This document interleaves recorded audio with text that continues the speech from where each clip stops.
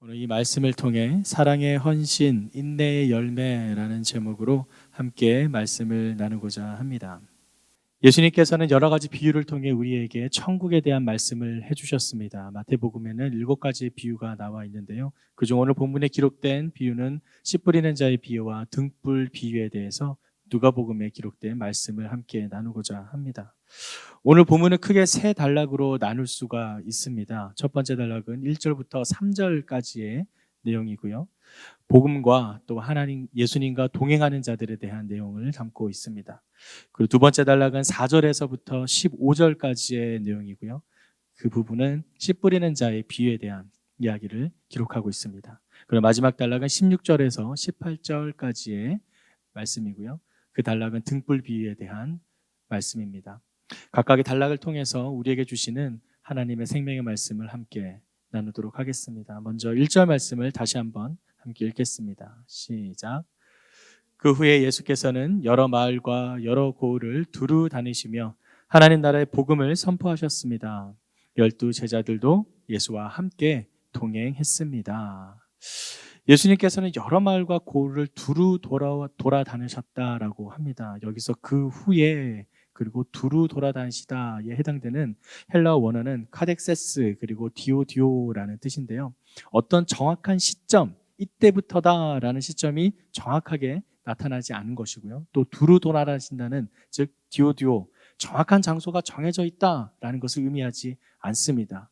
즉 예수님께서 하나님 나라의 복음을 전할 때에는 어떤 정확한 때와 정확한 시점, 그때에만 전한 것이 아니라 때를 찾든지 얻든지 못하든지 어느 때든 어느 장소에서든지 하나님 나라의 복음을 전했다라는 사실을 누가복음 기자는 강조하고 있습니다. 그래서 예수님께서는 때가 어느 때라도 하나님 나라의 복음을 전하기 위해 돌아다녔고 또 그곳이 어디더라도 갔다라는 뜻이죠. 중요한 것은 하나님 나라의 복음을 전했다라는 것인데요. 예수님께서 선포했던 것은 다른 것이 아니라 바로 복음이었습니다. 이 하나님 나라에 대한 본질을 전했다라는 사실입니다. 당시 팔레스타인 그 유대 지방에서 많은 이들이 하나님의 나라를 기다렸습니다. 특별히 지금 하나님 나라라고 번역된 이 천국은 마태복음에서의 마태 기자는 천국이라고 정확하게 표현을 하고 있는데 그가 천국이라고 표현했던 이유는 당시 유대적 성향 때문에 그렇습니다. 그들은 하나님이라는 그 이름, 아도나이 그 이름조차 감히 너무 신성해서 부를 수 없었기 때문에 그것을 하나님 나라라 부르지 않고 천국이라고 불렀죠.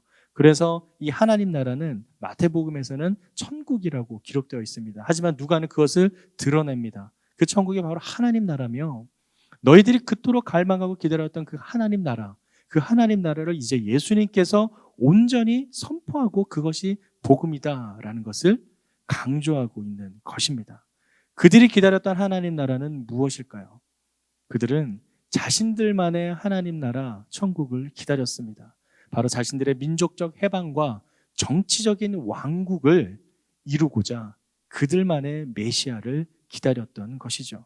바로 그들에게 예수님께서는 너희들이 기다렸던 그 하나님 나라가 아닌 진정한 하나님 나라가 무엇인지에 대해서 여러 고을을 때를 얻든지 못 얻든지 무시로 하나님 나라를 전파하셨다라는 사실입니다. 2절 말씀과 3절 말씀을 함께 읽겠습니다. 시작. 악한 영과 질병으로부터 고침받은 여자들도 예수와 함께 했습니다. 이들은 7 귀신이 떠나간 막달라 마리아였고 헤롯의 청지기인 구사의 아내 요한나 또 수산나와 그 밖에 많은 여인들이었습니다. 이들은 자신들의 재산으로 예수의 일행을 섬겼습니다. 분명 1절에서도 예수님과 함께 동행했던 12 제자가 있었다라고 기록되어 있는데요. 여기에 더해서 2절과 3절에 보면 예수님과 함께했던 여인들에 대해서도 기록을 합니다. 참 놀라운 것은 12 제자와 또 여인들이 예수님이 살아계실 때는 함께 동행을 했지만 예수님께서 십자가에 달려 돌아가실 때 예수님께서 잡혀서 심판을 받고 십자가에 돌아가실 그 모든 여정 가운데에서는 12 제자는 동행하지 않았다라는 사실이죠. 여러분도 기억하시겠지만 예수님께서 십자가에 달릴 그때 그 자리를 지키고 있었던 것은 여인들이었습니다. 2절에 기록된 막달라 마리아는 일곱 귀신으로부터 떠나간 그런 은혜도 누렸지만 뿐만 아니라 예수님께서 돌아가신 후 안식 후 첫날에 향품을 가지고 예수님을 찾아갔던 여인이기도 합니다. 그래서일까요? 예수님께서는 부활하신 후 첫 번째로 자신의 모습을 막달라 마리아에게 나타내셨습니다. 그리고 요한나 수산나 이들은 끝까지 자신들의 재산으로 헌신된 마음으로 예수님을 섬겼고 또 그 일행을 섬겼습니다. 이들이 이렇게 끝까지 예수님을 붙들고 예수님께 끝까지 섬겼던 이유는 무엇일까요? 바로 1절에 기록된 하나님 나라의 복음에 있습니다. 그들이 그동안 알고 있었던 하나님 나라, 자기들이 알고 있었던 그 하나님 나라가 예수님을 통해서 새롭게 재정의되며 이것이 진정한 하나님 나라구나라는 것을 깊이 있게 깨닫고 이것이 진정 살아있는 복음이다. 그것을 깊이 알고 있었습니다. 그랬기에 그러한 감사의 고백으로 그들은 끝까지 예수님이 죽은 이후에도 예수님을 섬기며 예수님 곁을 떠나지 않았다라는 사실이죠. 사랑하는 성도 여러분, 우리의 인생 또한 이 여인들처럼 끝까지 예수님 곁에 머물며 예수님과 동행하는 삶이 되기를 주님의 이름으로 축원합니다. 우리의 마음과 우리의 요구에 따라서 나의 욕심에 따라 예수님을 취하고 버리는 것이 아니라 어느 때든 다른 무엇이 아닌 하나님 나라 그 복음을 위해 예수님 곁에 끝까지 머물며 그 나라를 전하는 저와 여러분들의 삶이 되기를 간절히 소망합니다. 그럼 그들이 그토록 갈망했던 그 하나님 나라, 그 복음은 무엇인가? 이제 예수님께서는 그 하나님 나라에 대한 비밀을 비유를 통해 하나하나 설명하고 계신데요. 그 비유가 이제 두 번째 단락부터 시작이 됩니다. 4절부터 시작이 되는데요. 5절부터 한번 읽어보도록 하겠습니다. 5절부터 8절까지의 말씀을 함께 읽겠습니다. 시작. 씨 뿌리는 사람이 씨를 뿌리러 나갔다. 그가 씨를 뿌리자 그중 어떤 씨는 길가에 떨어져 사람들에게 밟히고 하늘의 새들에게 다 먹혀버렸다. 어떤 씨는 바위 위에 떨어졌는데 싹이 돋았지만 물기가 없어서 곧 시들어버리고 말았다. 어떤 씨는 가시덤불 속에 떨어졌는데 가시덤불이 함께 자라서 그 기운을 막아버렸다. 또 다른 씨는 좋은 땅에 떨어져 자라나 100배나 많은 열매를 맺었다. 예수께서 말씀을 마치고 큰 소리로 외치셨습니다. 들을 귀 있는 사람은 들으라. 들을 귀 있는 사람은 들으라 라고 말씀하십니다. 그래서 예수님께서는 이 비유를 통해 말씀하시면서 들을 수 있는 자들에게는 이 비유가 깨달음의 큰 진리가 되고 그렇지 못한 자들에게는 감춰진 수수께끼처럼 여겨질 것이라 이야기하시는 것입니다.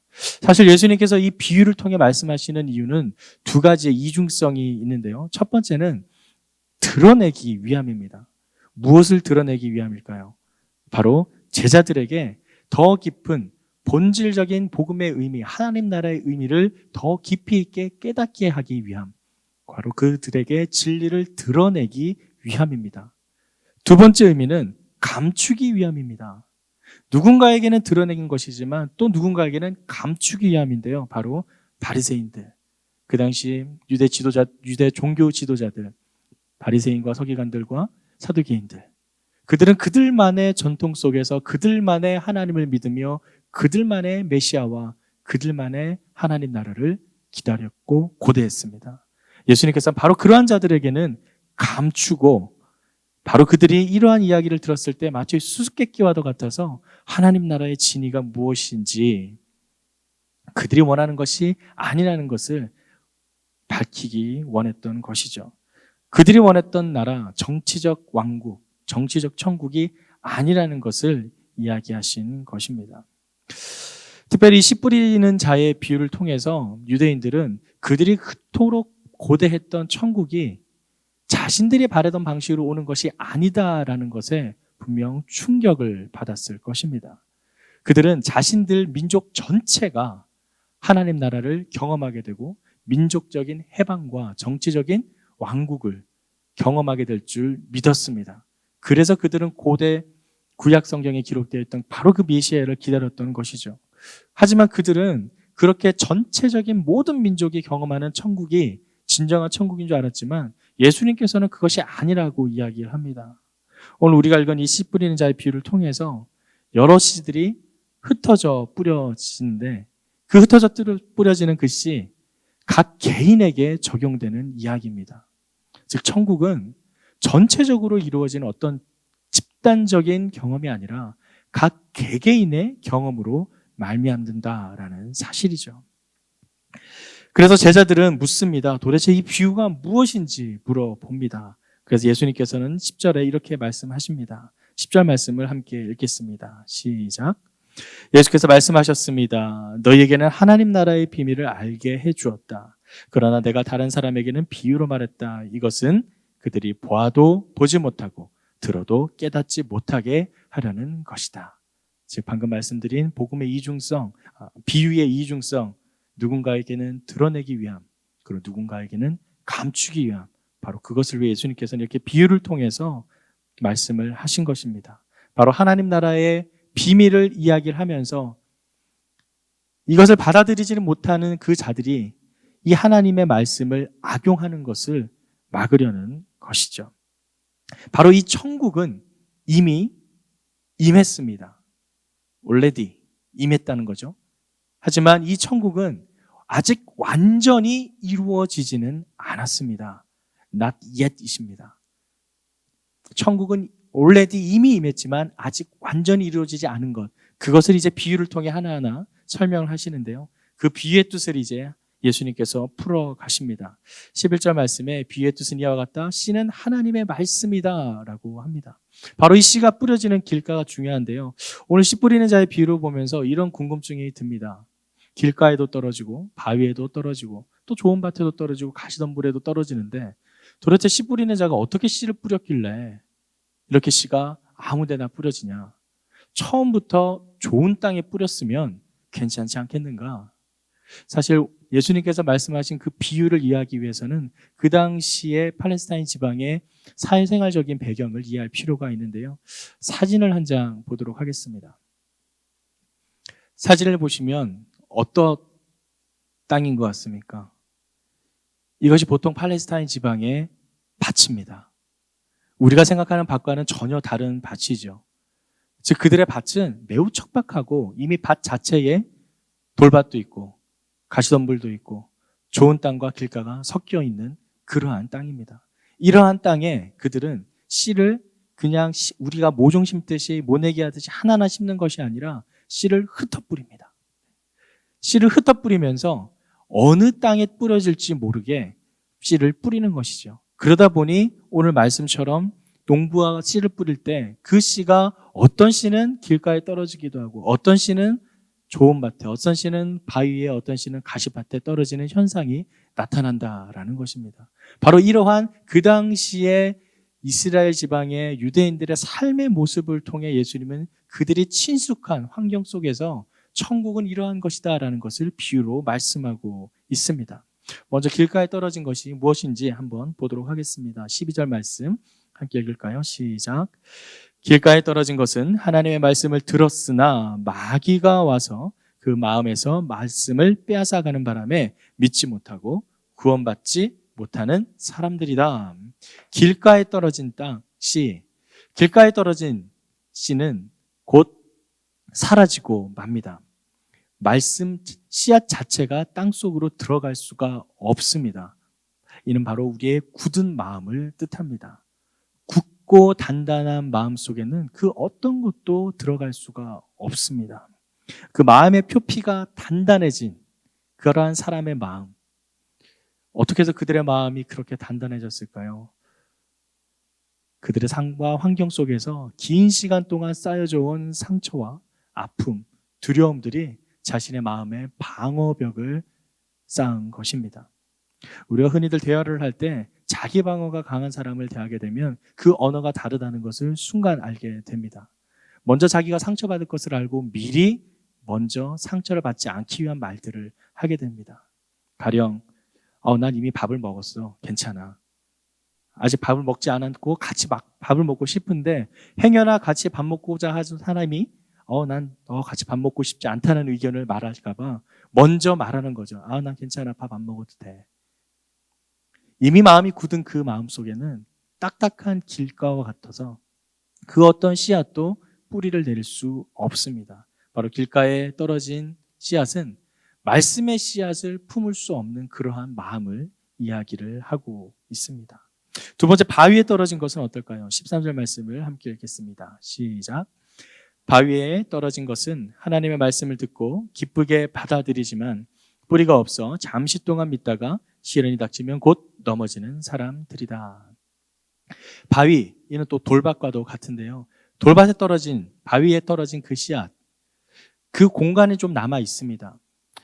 돌밭에는 어떤 공간들이 있고 또 낮에는 햇빛을 받아서 돌의 그 표면은 따뜻합니다. 그래서 어느 정도 싹이 틀 수 있는 여지가 있죠. 하지만 이 돌밭은 그 씨앗을 품기는 하지만 뿌리가 깊이 있게 내리지는 못합니다. 허공에 뜬 공간처럼 뿌리가 내릴 수는 없는 땅이라는 것입니다. 즉, 이 돌밭의 바위의 비유는 찰나의 감정에 치우친 신앙을 뜻합니다. 흥분하고 군중 심리에 의해서 그 분위기에 따라서 취해 내가 마치 정말 깊은 신앙인 것 양 착각하게 되는 경우를 뜻합니다. 조나단 에드워즈가 쓴 신앙과 정서라는 책이 있는데요. 그 책에서는 우리가 경험하는 모든 신앙의 여정 속에서 우리가 착각하게 되는 정서적 감정들에 대해 이야기를 합니다.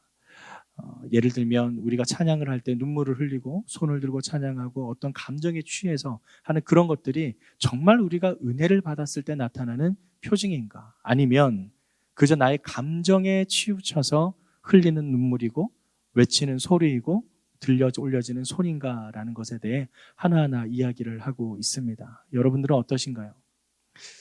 이러한 현상은 비단 차세대 어린 친구들에게서만 나타나는 것은 아닙니다.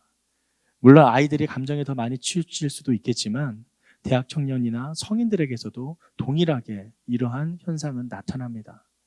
사실 이 드럼 소리는 우리의 심장을 요동치게 합니다. 드럼의 쿵쿵쿵 거리는 소리는 우리 심장의 비트와 동일한 사운드를 가지고 있어서 그 드럼 소리를 가만히 듣고 있으면 나의 심장도 같이 비트를 맞춰 뛰게 되게 되고 그 감정이 마치 내가 정말 어떤 은혜와 뭔가의 충만함을 경험한 듯한 착각을 일으키는데 쉽습니다. 그래서 그것이 정말 하나님의 은혜를 받은 것인지 아니면 나의 감정에 치우쳐서 그저 내가 감정에 휩쓸리고 있는 것인지 헷갈리는 경우가 많이 있습니다. 특히 우리 청소년들이 수련회나 부흥 집회 갔을 때 그 압도적인 사운드와 앞에서의 어떤 무대의 화려한 조명들에 도취되게 되면 쉽게 내가 정말 은혜를 받았다. 정말 은혜로웠어요. 라는 이야기들을 많이 하게 되는데요. 정말 내가 은혜 받았다는 것 어떻게 이야기를 할까요? 그 조나단 에드워즈는 그렇게 이야기를 합니다. 우리가 정말 하나님께 은혜 받았던 그 감정은 우리의 삶에 나타나는 성령의 열매를 통해서 확인할 수 있다라고 이야기를 합니다. 즉 정말 우리가 하나님께 은혜를 받고 정말 눈물로 고백하며 나의 감정 속에 나타난 모든 것들이 하나님께서 주신 은혜라면 그것이 그 시간에 주어진 그때에만 그치는 것이 아니라 우리의 일상 삶을 통해 성령의 열매로 나타난다라는 것입니다. 그것이 한두 개의 성령의 열매가 아니라 우리가 알고 있는 9가지 성령의 열매, 사희와 오자양 충원절, 사랑과 희랑과 화평과 온유 충성과 절제, 그 모든 것이 하나님 앞에 다 나타난다라는 것이죠. 여러분들의 신앙과 그 정서는 어떠신가요? 지금 바위 위에 떨어진 바로 그 씨앗은 그렇게 나의 신앙의 진정한 감정과는 관계없이 그저 감정에 취해서 하나님께 예배하는 그러한 감정에 치우친 신앙을 이야기를 합니다. 가시밭은 어떨까요? 14절 말씀을 함께 읽겠습니다. 시작. 가시밭에 떨어진 것은 하나님의 말씀을 들었으나 이 세상의 걱정과 부와 쾌락에 사로잡혀서 자라지 못하고 온전한 열매를 맺지 못하는 사람들이다. 가시밭은 사실 좋은 땅에 해당됩니다. 왜냐하면 가시밭이 많이 자랄 만큼 땅이 좋다는 뜻이죠. 그런데 그곳에 떨어지게 되면 문제가 있습니다. 이 가시밭이 씨앗에 가야 할 영양분을 다 흡수해버려서 씨앗은 충분한 영양을 공급받지 못하게 된다는 것이죠. 14절 말씀처럼 세상의 걱정과 부와 쾌락에 사로잡힌다. 즉 좋은 밭에 씨앗이 떨어졌으나 그 뿌리가 잘 내려가고 있으나 그럼에도 불구하고 여전히 세상에 남아있는 걱정들로 인해서 삶의 우선순위가 바뀌어 있는 상태를 의미합니다. 하나님의 말씀을 듣고 감동도 받습니다. 또 은혜도 받습니다. 간증도 있습니다. 하지만 그러한 것이 세상의 염려와 딱 부딪혔을 때 세상과 타협하게 됩니다. 세상을 앞세우게 되고 내가 경험했던 감동과 은혜보다 당장 눈앞에 보이는 세상의 것들에 나의 받은 모든 은혜를 바꿔 버립니다. 즉 신앙생활 속에서 내가 우선순위를 두어야 할 것에 대한 우선순위의 문제에 대한 이야기를 하고 있습니다.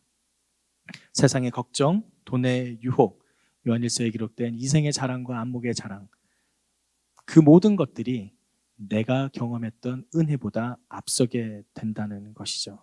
사랑하는 성도 여러분, 여러분의 신앙의 모습은 어디에 있습니까? 길가에 떨어진 씨앗인가요? 아니면 바위에 떨어진 씨앗 또는 가시밭에 떨어진 씨앗인가요? 마지막 좋은 밭은 그렇습니다. 15절 말씀 같이 읽겠습니다. 시작. 그러나 좋은 땅에 떨어진 것은 착하고 좋은 마음으로 하나님의 말씀을 들은 뒤 그 말씀을 굳게 간직하고 인내해 좋은 열매를 맺는 사람들이다. 뿌리도 내리고 싹도 자라고 열매까지 맺는 땅. 우리가 늘 예배 때 기도하는 것처럼 우리의 마음이 좋은 밭으로 기용되길 바라는 것은 단순히 우리가 은혜를 받기 위함이 아니라 우리의 삶 가운데에서도 그 은혜가 계속 이어 나타나기를 바라는 기도인 줄 믿습니다. 바로 좋은 땅에 떨어진 그 씨앗은 그렇게 그 사람에게 감정적으로만 단순히 순간의 감동으로만 끝나는 것이 아니라 계속해서 삶 가운데 그 은혜가 이어져 나가 아름다운 성령의 열매를 삶 가운데 실천하며 맺게 된다라는 뜻이죠.